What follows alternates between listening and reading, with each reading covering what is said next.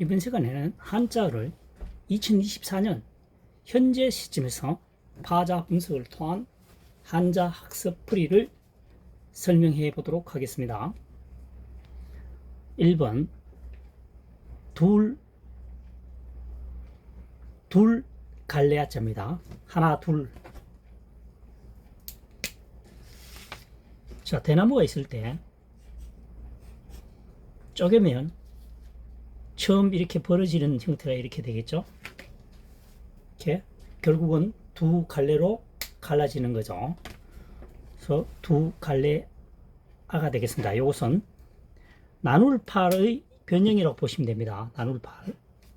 그래서 밑에 뚫을 원자와 같이 이렇게 합체가 돼서 두 갈래 아자가 되겠습니다. 두 갈래 아, 둘 갈래 아 되겠죠. 그 다음 두 번째 낫 개자입니다. 나눌 팔 뚫을 권이죠. 뚫어서 나누니까 여러 개가 되겠죠. 그래서 낫개 하나하나가 됩니다. 묶음에서 해체가 된다고 보시면 되겠습니다. 세 번째 마늘봉 우거질 봉입니다. 석삼 뚫을 권입니다. 여러 번 뚫는다는 거죠. 석삼은 1, 2, 3, 3이지만 사실은 많음을 의미하고 있습니다. 많음을 내포하고 있습니다. 뜻이 1, 2, 3, 3이 많다는 뜻을 갖고 있습니다.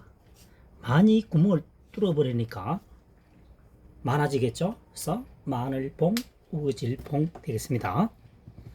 봉용 이때는 마늘봉 우거질봉 이때는 봉용할 때는 예쁠 봉자도 됩니다. 우거지니까 예쁘게 보인다는 얘기죠. 그래서 봉용은 예쁜 얼굴을 의미합니다. 네 번째 가운데 중자입니다. 입구 뚫을 콘입니다. 입을 뚫었는데 가운데 뚫었다는 얘기죠. 그래서 뚫을 콘 가운데 중 되겠습니다.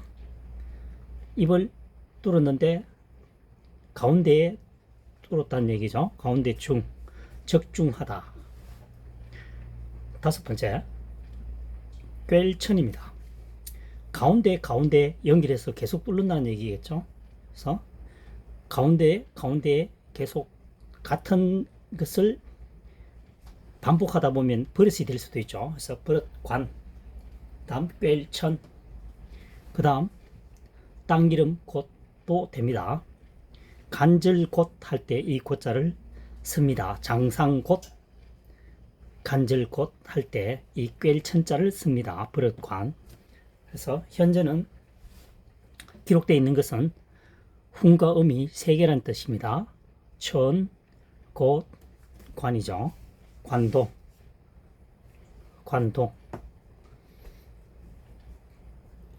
다시 정리해 보면 두 갈래 야자입니다. 나눌 팔에 변형을 하고 했죠. 두 갈래로 갈라진다, 나누어진다는 얘기죠. 뚫으니까 두 곳으로 갈라진다. 그래서 두 갈래 아가 되겠습니다. 그 다음 낫개자입니다. 나눌 팔 뚫을 곤입니다. 나누어서 뚫는다. 다시 말하면 뚫어서 나눈다는 거죠.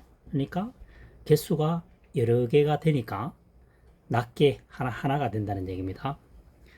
큰 덩어리 하나가 여러 개로 나누어지는 순간입니다. 낫개자가 되겠습니다. 그 다음 세 번째 마늘봉 우거질봉입니다. 석삼이죠. 뚫을 봉입니다. 여기서 석삼은 1, 2, 3의 3이 맞지만 많음을 의미하고 있습니다. 내포되어 있습니다. 3자가 많다는 뜻도 가지고 있다는 뜻입니다. 그래서 많이 뚫으니까 많다는 것이고, 많아지니까 이렇게 흩어지니까 우거지겠죠. 그래서 우거질봉, 마늘봉, 예쁠봉도 됩니다. 그래서 훈이 여러 가지 뜻이 있죠. 한자는. 그래서 봉용 하면 이때는 예쁠봉으로 사용되어 예쁜 얼굴 이렇게 되겠습니다. 얼굴용 애플봉 봉용 예쁜 얼굴이다. 네 번째 가운데 중점입니다.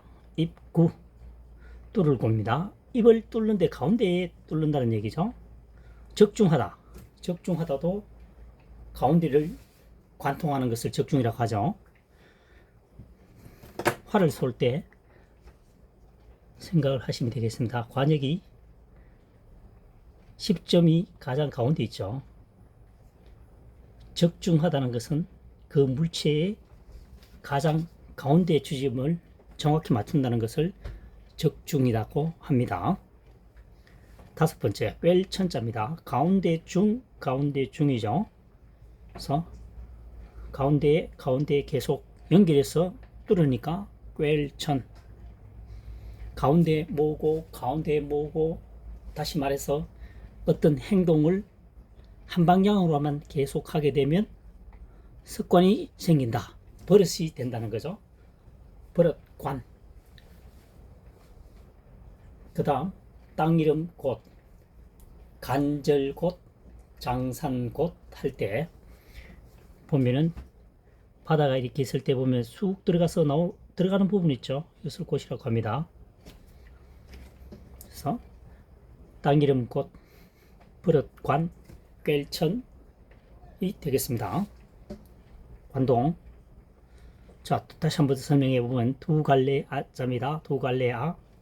나눌 팔의 변형을 하고 보시면 됩니다. 여기서는. 왜냐하면은 삐침 둘이 지금 한자가 없습니다.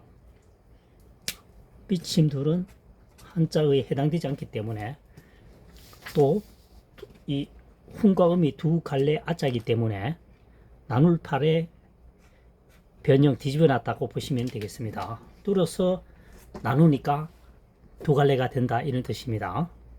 그래서 두 갈래 아. 낱개자는 나눌 팔 뚫고 뚫어서 나누니까 여러 개가 되겠죠. 그래서 개당 낱개가 되겠습니다. 하나 낱개.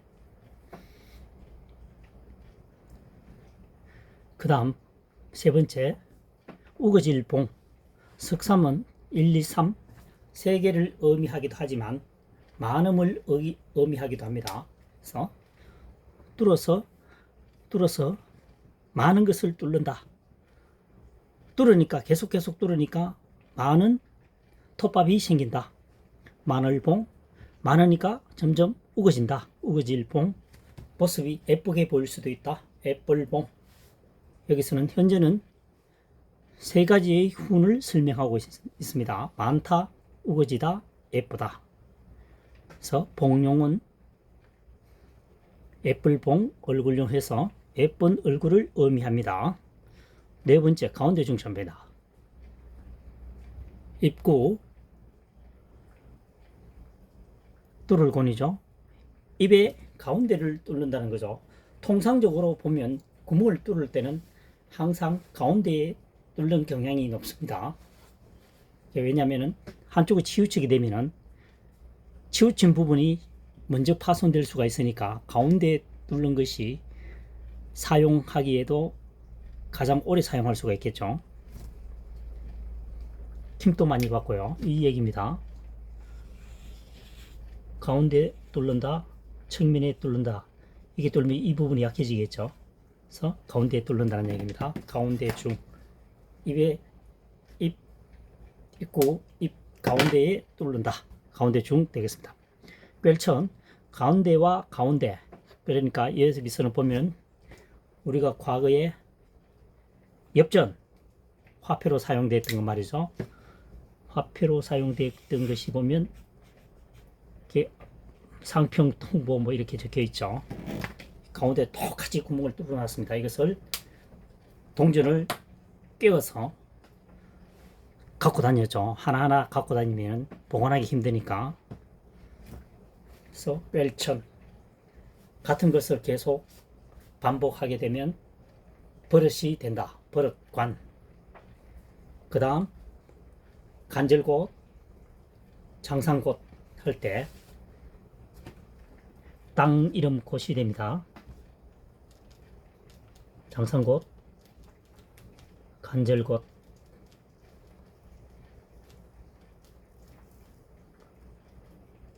지읒입니다. 간절곶, 지읒.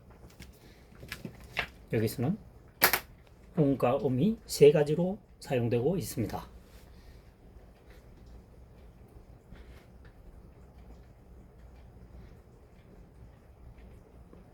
이 한자의 풀이의 특징은 각벌문, 설문해자, 상형문자를 최대한으로 배제합니다. 보시다시피 주어진 글자만을 가지고 주어진 한자어만을 가지고 최대한 활용하여 학습하는 것이 시간이 흐른 후에도 기억 저장하기에 굉장히 유리하다고 생각됩니다.